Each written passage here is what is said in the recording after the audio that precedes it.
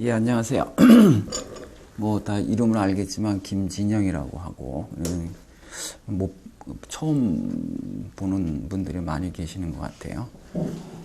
예, 그 아티앤 스타디에서 이제 여러 가지 좀 강의를 하고 이제 특히 이제 소설 강의 같은 것들을 좀 많이 했고, 그리고 철학과 문학 그 두 방면을 다 같이 좀 다루어 봤는데요. 이제 이번 학기에는 9번이라고 길죠, 그렇죠? 9번에 걸쳐가지고 멜랑콜리라고 하는 그 테마를 가지고 한번 다루어 보도록 하겠습니다. 이게 오래전부터 사실은 나 자신을 멜랑콜리커라고 이렇게 좀 스스로 정의 내리고 있고, 그리고 내가 하고 있는 모든 그런 뭐랄까요, 사유들 속에는 기본적으로 이제 멜랑콜리라고 하는 이제 어떤 그런 베이직 디멘전이 있다. 개인적으로 그렇게 생각을 합니다. 그래서 그동안 뭐 사실은 어떤 의미에서 보게 되면 뭐 소설을 읽든 또는 뭐 고통의 철학이다, 뭐 아우슈비츠다, 뭐 이런 얘기들을 하면서 근본적으로 그 멜랑콜리라고 하는 것에 대해서 계속 얘기해 왔던 것은 아닌가라는 생각이 들어요. 그러면서 이제 늘상 생각했던 게 한 번은 멜랑콜리라고 하는 테마를 한번 본격적으로 한번 다루어 봐야 되겠다, 이제 이런 생각을 쭉 가지고 있었습니다. 그래서 이제 올해는 개인적으로 좀 멜랑콜리라고 하는 그런 테마를 한 해 동안 좀 나름대로 좀 관통을 좀 해봐야 되겠다, 이런 생각이 뭐 신년 계획은 아니지만 어쨌든 간에 이제 그렇게 좀 생각을 해서 그 일환으로 이제 제일 먼저 이 멜랑콜리 이 테마를 이제 철학이라고 하는 그런 범주에서 좀 다루어 보려고 생각을 하고 있어요.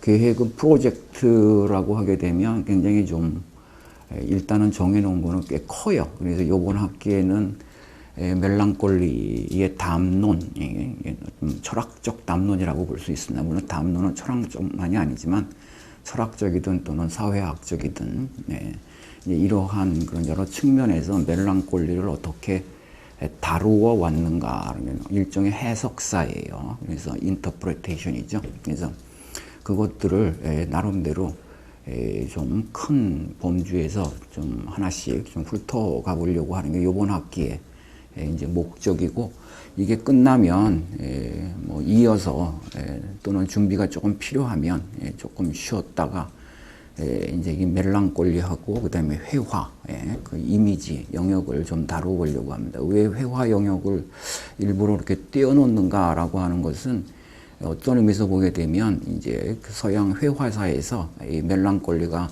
가장 활발하게 사실은 이제 다루어져 왔다, 이렇게 볼 수 있습니다. 그래서 이 회화사를 이렇게 훑어보게 되면 이제 이 멜랑콜리에 대한 대표적인 경우가 그 듀로죠. 알브레히트 듀로의 멜랑콜리아라고 하는 이제 그 베냐민이 굉장히 중요하게 생각했던 이제 그러한 그 이해가 있는 것처럼 뭐 고대로부터 그리고 오늘날까지도 또는 뭐 사진의 영역에 이르기까지 이 이미지 영역에서 이 멜랑콜리를 테마로 하고 있는 그런 범주가 굉장히 큽니다. 그래서 그것들을 이제 이어서 다음 학기쯤 해가지고 한번 좀 이렇게 그림도 조금씩 보면서 좀 얘기를 한번 해볼까라는 그런 생각을 가지고 있어요. 이제 그 다음에는 이제 하나는 그다음에 이제 문학이나 아니면 뭐 그 이미지 영역 중에서도 이제 사진 이미지 쪽으로 좀 건너간다든지 좀 그런 식으로 좀 다뤄보고, 그리고 또 이제 그 예컨대 여러분들 그 김광석 잘 아시잖아요. 김광석. 그래서 뭐 자살하고, 그리고 또 이제 지금 또 자살한 그런 영화 배우가 하나 있는데, 그 이제 이은주라고 하는 이제 그런 영화 배우도 있잖아요. 어쨌든 시각적으로 아니면 그냥 그 뭐라 그럴까요? 감각적으로 일단은 김광석이라고 하는 그러한 그 대중 가수의 노래들, 그리고 또 이은주라고 하는 이제 그 영화 배우의 영화, 그리고 무엇보다도 그들이 가수에게서는 목소리가 표현 매체이고, 그리고 배우에게는 이제 얼굴이 말하자면 표현 매체라면, 이 목소리와 김광석의 목소리와 그리고 또 이은주의 이제 얼굴들, 뭐 이런 것들도 좀 다뤄보고 싶어요. 그래가지고 물론 이제 예컨대 김광석의 이제 노래가 이제 근본적으로 보게 되면 좀 전공을 해봤더니 보통 이제 싱어송라이터로 이제 알려져 있는데, 사실은 우리가 알고 있는 굉장히 많은 김광석의 노래들은 자기가 스스로 작곡한 게 아니라 그냥 이제 곡을 받아서 부른 거죠. 물론 자기가 스스로 작곡해서 부른 노래들도 있습니다. 그래서 이런 생각도 한번 해볼 수 있죠. 만약 그 곡을 딴 가수가 불렀다면 과연 이제 우리가 김광석이라고 하는 그런 그 목소리로부터 우리가 이제 경험할 수 있는, 저는 그거를 멜랑콜리라기보다는 오늘 좀 멜랑콜리하고, 그래서 멜랑콜리적인 것이라고 하는 걸 좀 구분하려고 하는데, 어쨌든 간에 그 멜랑콜리적인 것이라고 하는 거를 우리가 경험할 수 있을까? 반드시 뭐 자살을 했다 뭐 이런 것들을 통해서 그런 것이 아니라, 그래서 이 또 음악 영역으로 들어가면 뭐 좀 고전 음악뿐만 아니라 그 클래식 부분에 있어서도 사실은 특히 이제 현대 음악 속에는 근본적으로 이제 그 표현되지 못한 것들이 표현되려고 하는 그러한, 그럼에도 표현 불가능한 것들, 이런 것들이 근본적으로 이제 그 주제가 사실은 되고 있는데, 우리 듣기로는 시끄럽고 그리고 완전히 불협화음적이고 막 이렇게는 하지만, 그럼에도 불구하고 그것들의 그런 웅성거림, 그리고 그것들의 어떠한 시끄러움, 뭐 이런 것들은 근본적으로 보면 바로 이 멜랑콜리적인 것이라고 하는 것. 그것이 근본적으로 이 담론, 그러니까 예술에서는, 철학에서는 담론이라고 얘기될 수 있는 게, 예술에서는 형식인데, 그러니까 이 형식에 담길 수 없는 것들, 이제 이런 것들이 근본적으로 뭐 불협화음, 디조넌스라든지 또는 형식의 어떤 열린 그러한 영역이든지, 우리가 흔히 듣기에는 우리는 너무도 말하자면 그러한 뭐라 그럴까요? 어떤 의미에서 보게 되면 이제 그 멜랑콜리를 추방당하거나 아니면 멜랑콜리라고 하는 것을 순화된 방식으로 이제 이렇게 받아들이는데, 그게 바로 미적 교육이고, 그게 또 사유 교육이고, 우리는 그런 식으로 되어 있습니다. 그렇게 됐을 때 예컨대 늘 음악에서 보면 어떤 하모니, 릴에, 그러니까 어떤 그 화성학이라든지 또는 뭐 대입법이라든지 이러한 것들을 통해서 그 형식을 통해서 나오고 있는 그러한 이제 경험들, 미적 경험들이죠. 그래서 멜로디 경험이든 아니면 리듬 경험이든 어떤 그런 경험들이 사실은 근본적으로 이제 우리로 하여금 이제 현대 음악이나 아니면 포스트 모던 음악이나 막 이런 데서 나오고 있는, 어떻게 보면 불협화음적이고 시끄럽고 그리고 웅성거리고 그리고 어떻게 보면 또 파괴적이기까지도 한 이제 이러한 것들을 익숙치 못하게, 그리고 듣기 싫게 만드는 이제 이러한 것들의 근원적인 원인이, 근원적으로 오늘 이번 학기에 바로 철학적인 그런 멜랑콜리 담론을 통해서 바로 그걸 추적하겠지만, 보게 되면 우리가 그러한 교육들을 순화 교육들을 받아온 이제 우리 미적 감각들이 그렇게 교양화되어 있다. 그리고 우리의 어떤 생각하는, 사유하는 그런 방식이나 어떤 형식들도 다 그렇게 말하자면 이제 나쁘게 얘기하면 지배적인 것이고, 좋게 얘기하면 이제 순화적인 것인데, 이제 우리는 그런 식으로 교양화가 되어 있다라는 거예요. 그래서 바로 그 멜랑콜리란 무엇인가라고 물어볼 때 이 담론하기가 상당히 어려운 것이, 왜냐하면 멜랑콜리라고 하는 것은 사실은 담론화되어 있습니다. 그래서 멜랑콜리는 이런 것이다. 혹은 뭐 어떠한 그러한 의학적으로 담론화되어 있고, 또 어떤 의미에서 오게 되면 인간학적으로 담론화되어 있고, 또는 철학적으로 담론화되어 있고, 다 그렇게 또 예술, 특히 뭐 예술가들과 멜랑콜리의 관계를 계속 얘기를 해오고 우리는 그것에 대한 거의 믿음처럼 알고 있죠. 그래서 예술가들은 대체로 멜랑콜리커다 뭐 이렇게 진짜 그렇습니까? 예술가들을 대체로 보면 우울증이라는 게 좀 있다. 근데 문제는 그 우울증이 교양화된 우울증이냐 실제로 말하자면은 우리에게서 담론의 밖으로 쫓겨난 어떤 그런 말하기가 상당히 어려워요. 왜냐하면 한 번도 개념화되어 본 적도 없고 그리고 근본적으로 다루어진 바도 없기 때문에 그래서 저는 그것을 멜랑콜리에 대해서 약 좀 이어지면서 연속적이면서 불연속적인 그러한 개념으로 멜랑콜리적인 것이다 이렇게 이제 부르려고 하는데 그래서 이 멜랑콜리적인 것이라고 하는 이제 바로 그것들을 사실은 우리가 담론하기가 상당히 어렵습니다. 그래서 그 멜랑콜리라고 하는 것은 근본적으로 멜랑콜리적인 것이 담론화되었을 때 나타나는 그러한 어떠한 이제 영역이라고 본다면 과연 이 담론화된 그 멜랑콜리의 영역이 담론에 들어온 적도 없고 그리고 담론의 밖으로 일찌감치 추방되고 그래서 무엇입니까? 언어를 한 번도 수여받지 못한 그 어떠한 것. 그러나 우리는 무언가 불편함 그리고 무언가 엇나가 있음 그러니까 아무리 기뻐도 남아있는 그 어떠한 불편함 아니면 독일어로 이제 독일어로 멜랑콜리를 얘기할 때 멜랑콜리는 실화버죠. 그냥 독일어로 얘기하면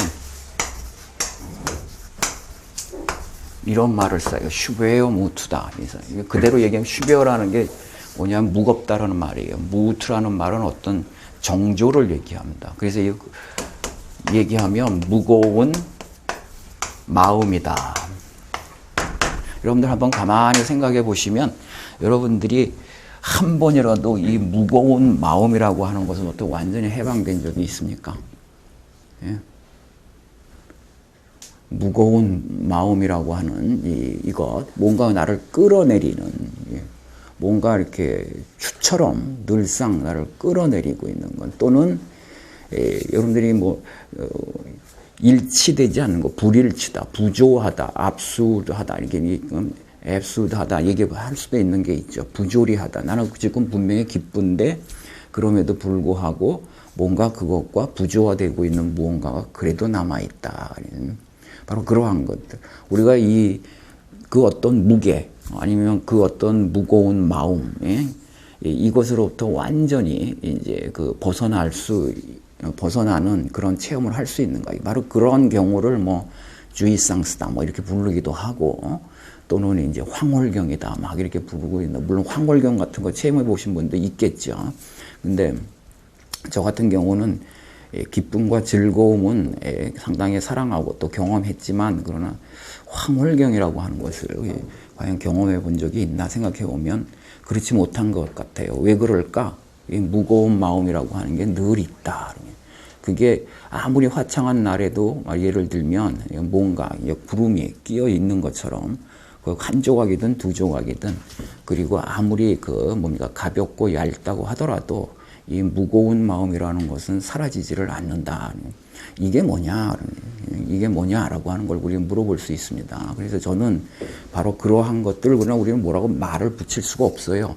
그래서 이것들은 다름 아닌 이제 그 멜랑콜리의 담론과는 무관한 것이다라고 얘기되고, 그래서 그것을 저는 멜랑콜리적인 것이다 이렇게 이제 부르려고 하는데, 어쨌든 바로 제가 올해 이제 계획으로 이 멜랑콜리라고 하는 테마를 한번 전방위적으로 한번 좀 다뤄봤으면 좋겠다. 잘 될지는 모르겠습니다. 잘 될지는 모르겠는데 일단은 시작을 하는 거고, 그래서 그런 범주까지 대중 이제 가요라든지 또는 이제 고전 음악이라든지 아니면 그 현대 어떠한 소위 고급 음악이라고 얘기할까요? 그런 부분에 이르기까지도 한번 다뤄봤으면 좋겠다라는 생각을 가지고 있습니다. 근데 다시 말씀드리지만 제 역량에 닿을지, 그래서 그런 부분들, 이제 그런 건 좀 여지로 남겨놓고 좀 그런 계획을 일단은 좀 올해 안에 좀 정리를 해볼까라는 생각을 가지고 있고,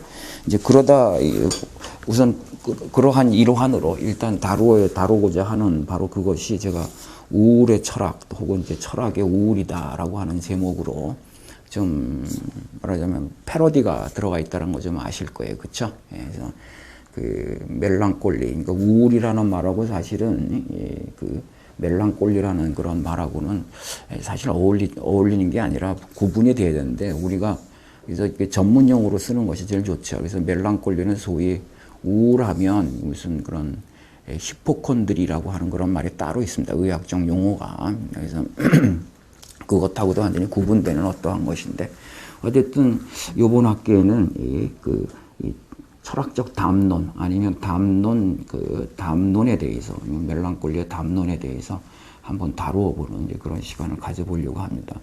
아마 아주 상세하게 다루고 막 이러다 보면 워낙 멜랑콜리에 대해서 얘기한 사람들이 많고 해서 아마 아주 많은 시간을 사실 필요로 할 것인데, 그렇게 하지는 않고 제 나름대로 이제 주제를 가지고, 주제 의식을 가지고, 관점을 가지고 이제 다룰 생각이기 때문에, 거기에 제가 그 커리큘럼에 이제 말씀드린 그러한 범주 내에서 이제 다루게 될 것입니다. 예, 그래서 이렇게 멜랑콜리 강의를 하는데, 지난 학기에는 제가 베냐민하고 보들레르를 했는데 사람들 별로 안 왔는데, 그래서 이상하게, 그래서 베냐민이야말로 수잔 손탁에 의하면 아주 전형적인 그런 멜랑콜리커고, 그래서 얘기되는데, 그때는 또 보들레르는 자기 자신을 멜랑콜리커라고 얘기했고, 물론 베냐민도 그렇게 얘기했어요. 나는 토성의 자식이다, 이렇게 얘기를 했지만, 그때는 별로 이렇게 안 오시더니 오늘 이렇게 멜랑콜리 한다고 그러니까 왜 이렇게 많이 왔는지는 저는 알 수가 없어요. 다 우울하세요? 예? 다 우울하세요? 그래서, 우리 앞에 하는 학생은 어떻게 이 멜랑콜리 주제에 관심이 있어서 왔습니까? 예? 지금 볼펜 돌리고 있는 친구. 베냐민이 관심이 있어서.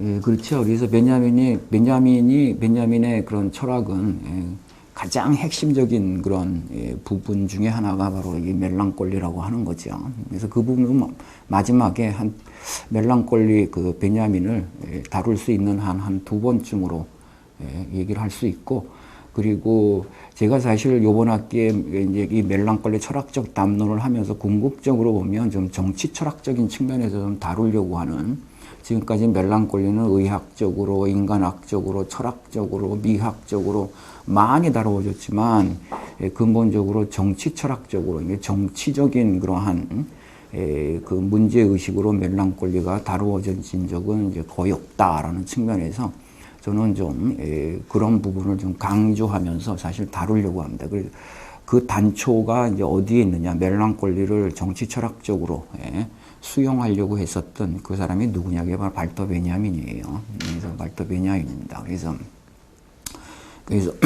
그 부분에 대해서도 뭐 커리큘럼에 있지만 나중에 가서 좀 충실하게 다뤄보도록 하겠습니다. 다뤄보도록 하죠. 예, 그리고 또 우리 친구는 어떻게 왔어요? 저요. 응? 저도 베냐민 비애극의 기원. 아, 비애극의 기원. 예.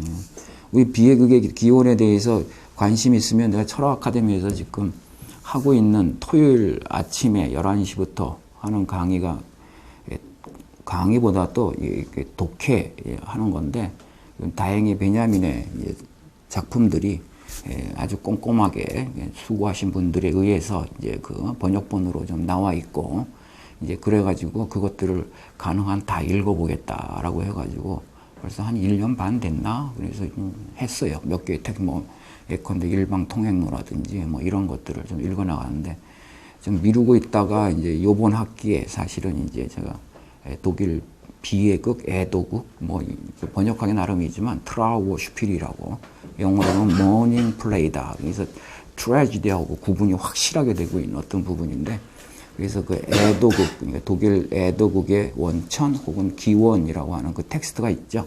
그래서 그거를 한번 함께 읽는 시간이 있습니다. 그래서 관심 있으면 한번 거기도 또 제일 먼저 베냐민과 멜랑꼴리를 다루는데 거기도 사람들이 엄청 많이 왔어요. 그래가지고 이게 참 이거 왜 이렇게 토요일 아침에 멜랑꼴리에 대해서 알겠다고 오는 거 이거 참 이상하다. 그래서 그렇지 않습니까? 그래서 야 시대가 시대인 모양이다라는 생각이 듭니다. 예, 그래서 오늘은 일단은 들어가면서라는 그런 시간으로 잡아서 크게 세 파트로 나누어서 좀 얘기를 해보려고 합니다. 하나는 이제 아니죠, 네 파트로 나눠서 좀 얘기를 해보려고 그래요. 하나는 바로 제가 지금 얘기한 것처럼 왜 멜랑꼴리인가라고 하는 거죠. 예? 왜 멜랑꼴리인가? 지금 기쁨에 대해서 얘기하기도 시간이 모자라고, 즐거움에 대해서 얘기하기에도 시간이 모자라고, 그리고 어떻게 보게 되면 희망을 아무리 외쳐도 부족한 이 시대에 무엇 때문에 한 발 더 들어가서 멜랑꼴리냐. 그냥 무슨 요즘 사회에 대해서 이러쿵저러쿵 얘기들 많이 하잖아요. 뭐 피로사회다, 무슨 사회다. 이제 그러한 그 사회를 그러한 삶의 조건들을, 시대적 조건들을 말하자면 타파해 가거나 아니면 새롭게 어떤 생의 활기를 이제 얻어내기 위해서 희망을 얘기하거나 아니면 용기를 얘기하거나 뭐 이런 것들을 얘기해야 마땅한 시대에 무엇 때문에 이제 멜랑꼴리냐라고 하는 문제를 조금 그냥 도입부에 잠깐 말씀드려 보도록 하겠습니다. 그리고 두 번째는 이제 바로 다음 시간부터 본격적으로 좀 전체적으로 상세하게 다루겠지만 멜랑꼴리라고 하는 것에는 다음론의 역사를 아주 간단하게만 이렇게 한번 훑어가 보도록 하겠습니다. 그래서 고대로부터 이제 오늘날까지 소위 우리가 지금 시대를 모던이라고 부르든 아니면 포스트 모던이라고 부르든 지금에 다루고 있는 이제 거기까지 쭉 한번 시대별로 조금 소개하는 정도로만 좀 정리를 해보고요. 그걸 왜 하려고 하느냐 하면 다름 아닌 그 멜랑꼴리는 말하자면 근본적으로 멜랑꼴리의 해석사인데 멜랑꼴리의 역사는 그것과 근본적으로 대치될 수밖에 없는 저의 주제의식이 있는데 그게 바로 멜랑꼴리적인 것이다 라고 하는 거죠. 그래서 이 멜랑꼴리적인 것이라고 하는 것을 그 다음에 또 잠깐 좀 얘기를 하려고 합니다. 그 궁극적으로 뭘 얘기하는 건가라고 아니면 뭘 하려고 하는 건가라기보다는 제가 그것을 어떻게 생각하고 있는가라고 하는 거 그걸 조금 좀 얘기를 해보려고 하고요. 그 다음에 이제 사실 이게 주제인데 근본적으로 보면 멜랑꼴리와 그리고 멜랑꼴리적인 것의 변증법 이 두 개의 관계가 근본적으로 이제 어떠한 그러한 또 다른 하나의 사유이든 아니면 우리의 삶이든 그 지평을 열어낼 수 있는가라고 하는 그러한 범주에서 멜랑꼴리하고 그다음에 멜랑꼴리적인 것의 이제 변증법에 대해서 그 관계에 대해서 잠깐 좀 얘기를 하려고 합니다. 그래서 오늘은 시간을 이제 그렇게 정하고 다 할 수 있을지 모르겠는데 그래서 어쨌든 간에 넘어가는 대로 해서 좀 얘기를 하겠습니다. 그래서 왜 멜랑꼴리냐라고 하면서 멜랑꼴리냐 그 얘기를 좀 하겠습니다. 오늘날 많은 사람들이 양극화 시대라고 얘기해요. 그렇지 않습니까? 양극화 시대. 있는 자와 없는 자, 지배자와 피지배자, 그리고 또 뭐 정규직과 비정규직, 그래서 뭐 그런 식으로 그래서 어쨌든 간에 우리 사회가 문제 시대고 우리 사회가 이전에 없던 어떤 그런 위기를 사람들이 얘기할 때 이 양극화를 얘기를 한다. 그래서 그런데 제가 볼 때 이 양극화라고 하는 것은 표층 현상에 지나지 않지 않느냐라는 생각을 좀 하게 됩니다. 우리가 외적인 것, 뭐 시장을 보든 정치를 보든 아니면 문화를 보든 어디 이렇게 제도권 안을 이렇게 그냥 표층으로만 보게 되면 분명히 특히 이제 경제 영역에서 그렇죠. 자본주의가 모든 것을 이제 뭐예요? 이제 그 통괄하고 있는 이 시대에 그러면 바로 이 양극화는 경제적 양극화, 경제 영역에서 양극화를 얘기를 하는데 어쨌든 그럼에도 불구하고 분명히 가난한 사람들은 점점 가난해지고 그리고 부자들은 점점 부자가 된다. 그리고 중산층이 사라졌다. 뭐 이런 식으로 늘 얘기를 하고 그리고 경제 그러니까 모든 것을 이제 통괄하는 시대에 바로 그 부수적인 영역들 문화의 향유라든지 아니면은 말하자면 어떤 정치의 영역이라든지 아니면 심지어는 말하자면 어떤 교육의 영역이라든지 뭐 이런 것들까지도 다 양극화가 이루어지고 있다. 고급 과외를 해야지 대학교 들어가고 못하면 못 들어가는 거고 학교는 이미 사라졌다. 그래서 이렇게들 얘기되고 있는 이런 다 이 양극화 현상으로 전부 설명이 될 수 있죠. 오늘의 위기 현상을. 그런데 제가 볼 때는 그 표층 현상이 그러나 그 양극적인 그런 현상이지만 그 현상이 들어있는 어떤 대기권이 있다. 어떤 대기권이 있다. 그리고 바로 어떤 하나의 그런 그 대기권이 있는데 그것은 이 양극성의 어느 쪽에 속하든 있는 자든 없는 자든 지배자든 피지배자든 다 같이 숨을 쉬는 게 있다. 그러면서 저는 그거를 바로 이 멜랑콜리의 대기권으로 얘기를 하겠다라는 거예요. 그래서 오히려 어떻게 보면 양극화가 없으면 제일 좋겠지만 그래서 서로 화해로운 관계로 사회관계가 이루어지거나 인간관계가 이루어진다면 오히려 다행이겠으나 제가 볼 때는 그러나 양극화도 그나마 괜찮다라고 생각이 들어요. 양극화도. 그래도 양극화가 있다라고 하는 것은 어떤 대치 세력이 있다라는 것이고 그리고 그 대치 세력이 있기 때문에 뭐예요? 어떤 의미에서 보게 되면 뭐 전복의 가능성이든 아니면 변화의 가능성이든 그런 가능성들이 잠재적으로도 어쨌든 존재한다고 볼 수 있다. 양극적이라고 하는 것은. 근데 문제는 우리 시대가 그런 잠재성을 갖고 있는 시대냐 아니면 우리 시대가 겉보기에는 양극화돼서 어떤 다른 진영이 있고 진영 대 진영의 어떠한 그런 영역 구분이 되어 있는 것처럼 보이긴 하는데 사실은 이미 다 통합된 것 아니냐라고 하는 그러한 우리는 이제 관점으로 보게 되면 그럼 통합되었다면 그걸 모조리 다 이렇게 통합시켜버린 근원적인 그 어떠한 뭐라고 그럴까요?